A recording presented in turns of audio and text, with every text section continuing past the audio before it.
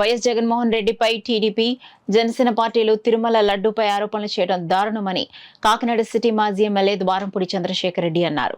కాకినాడ వెంకటనగర్లో గల శ్రీ వెంకటేశ్వర స్వామి ఆలయం వద్ద ప్రస్తుత పాలకులకు మంచి బుద్ధి ప్రసాదించాలని వైసీపీ మాజీ ఎమ్మెల్యే ద్వారంపూడి చంద్రశేఖర్ రెడ్డి, మహాలక్ష్మి దంపతులు, వైసీపీ నాయకులు, కార్యకర్తలు పూజలు నిర్వహించారు.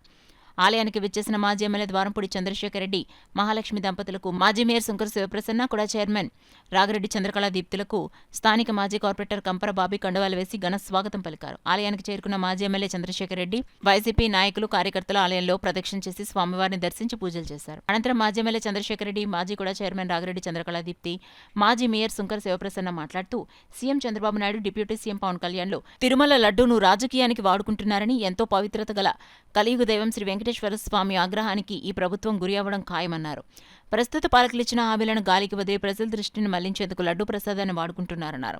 శ్రీ వెంకటేశ్వర స్వామి పాలకులకు మంచి బుద్ధిని ప్రసాదించి ప్రజలకిచ్చిన హామీలను పూర్తి చేయించాలన్నారు. కార్యక్రమంలో వైసీపీ నాయకులు శంకర విద్యాసాగర్, పసుపులెట్టి వెంకటలక్ష్మి, కందాల దుర్గా, మాజీ కార్పొరేటర్ నల్లబెల్లి సుజాత, వైసీపీ నాయకులు దేవకి, వరలక్ష్మి, వాసంశెట్టి సత్య, సుభద్ర, మాజీ కార్పొరేటర్లు, వైసీపీ నాయకులు, కార్యకర్తలు, మహిళలు పాల్గొన్నారు. అనంతరం అతిథులు భక్తులకు ప్రసాదం పంపిణీ చేశారు. పూర్తయిన మరుక్షణమే తిరుపతి వెళ్ళి మెట్ల మీద నడుచుకుని వెళ్ళి ఆ స్వామివారిని కలుసుకున్న తర్వాత ఆయన ఇంటికి వెళ్ళడం జరిగింది. అదే బాటలో జగన్మోహన్ రెడ్డి గారు కూడా పాదయాత్ర ప్రారంభానికి ముందు, పాదయాత్ర పూర్తయిన తర్వాత 2 సార్లు కూడా ఆ వెంకటేశ్వర స్వామిని ఆ పాదయాత్ర పూర్తయిన మరుక్షణం వెంకటేశ్వర స్వామిని దర్శించుకున్న తర్వాత ఆయన ఇంటికి వెళ్ళడం జరిగింది. డిక్లరేషన్ దేనికి? ఈ దేవుడి మీద నా నమ్మకం ఉందని ఒక సంతకం పెట్టడం. నమ్మకం ఉంది కాబట్టే కదా ఆయన పాదయాత్ర చేసిన మరుక్షణమే అక్కడికి వెళ్ళడం జరిగింది. పాదయాత్ర మొదలు పెడుతున్నప్పుడు కూడా అక్కడికి వెళ్ళడం జరిగింది.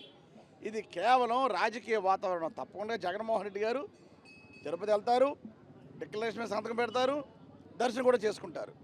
నిన్న కేవలం చంద్రబాబు నాయుడు కుట్రపూరితమైన కొన్ని కుట్రలు చేశాడు కాబట్టి ఆ కుట్రలు జరగకుండా ఉండాలి కాబట్టి నిన్న జగన్మోహన్ రెడ్డి గారు ఆయన యొక్క ప్రయాణాన్ని వాయిదా వేసుకున్నారు తప్ప త్వరలోనే వెళ్తారు, వెళ్ళి డిక్లరేషన్ సంతకం పెడతారు.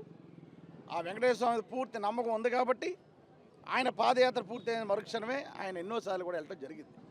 కనుక ఇది కేవలం చంద్రబాబు నాయుడు రాజకీయాన్ని వాడుకుంటున్నాడు.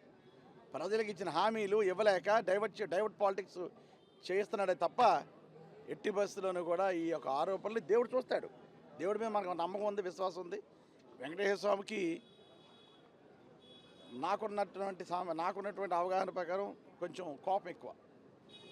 ఆయనకి కైంకర్యాల్లో కొంచెం తక్కువైనా, ఆయన పూజా విధానంలో కొంచెం ఏమాత్రం తేడా ఉన్నా అది ఇమీడియట్గా ఆయన కోపాన్ని ప్రదర్శించే వ్యక్తి. తప్పకుండా చంద్రబాబు చేసిన ఆరోపణలు ఆయన కోపం రూపంలో తప్పకుండా చూస్తాం. ఇటువంటి ఆరోపణలు అన్నవి నిజంగా హిందూ ధర్మానికి కానివ్వండి, సనాతన ధర్మానికి కానివ్వండి కించపరుచుతున్నట్లు కానీ, అదేవిధంగా భక్తుల మనోభావాలతో ఆడుకుంటున్నట్లు ఈరోజు ప్రజలందరూ కూడా అనుకుంటున్నారు. ముఖ్యంగా చంద్రబాబు నాయుడు గారు ఏదైనా నిజంగా కనుక తప్పు జరిగి ఉంటే ముందుగా టీటీడీ బోర్డు ఉంది, అదేవిధంగా పర్చేసింగ్ బోర్డు ఉంది. అన్నిటికన్నా ముఖ్యంగా వెంకటేశ్వర స్వామి ఆధ్వర్యంలో జరుగుతున్న ప్రతి కార్యక్రమం, తిరుమలలో చూసుకుంటే ప్రతి కార్యక్రమం వెంకటేశ్వర స్వామి కనుచూపుల్లోనే జరుగుతుంది.